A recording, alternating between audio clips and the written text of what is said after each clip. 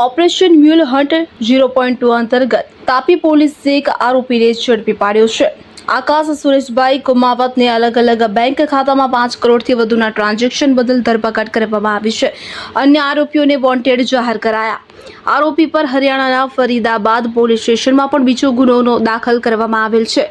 IDFC first bank, ICICI bank અને SBI industrial bank કોટાક એમ કુલ 5 bank એકાઉન્ટમાં દેશના અલગ અલગ રાજ્યોમાંથી ફ્રોડ ટ્રાન્ઝેક્શન કરાવવામાં આવ્યું હતું। કુલ રકમના 10% કમિશન કમાવી લેવાની લાલચમાં આકાશ કુમાવત અને અન્ય આરોપીઓએ સાથે મળી બેંક એકાઉન્ટ મારફતે આ છેતરપિંડી આચરી હતી।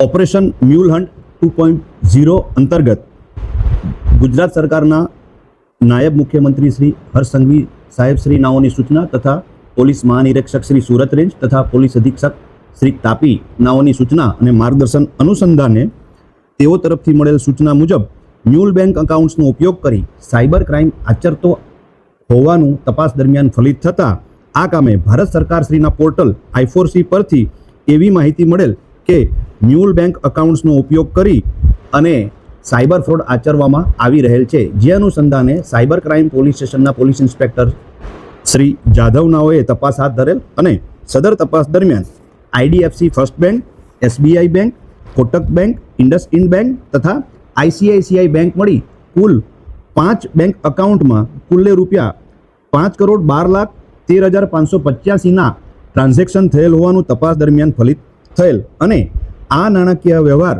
ભારતના વિવિધ રાજ્યોમાંથી 65 જેટલી જુદી જુદી સાયબર ફરિયાદો થયેલ હોવાનું પણ તપાસ દરમિયાન ફલિત થયેલ।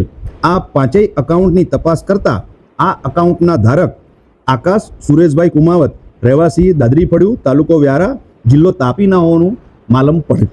જે કામે તેને આ એકાઉન્ટનો ઉપયોગ કરવા માટે પોતે 10% કમિશનથી આ સાયબર ફ્રોડના નાણાં સગે વગે કરવા સારું આ કામના અન્ય વોન્ટેડ આરોપીઓ સાથે મળી અને પોતે બેંક એકાઉન્ટ ભાડે આપેલ હોવાનું તપાસ દરમિયાન ફલિત થયેલ।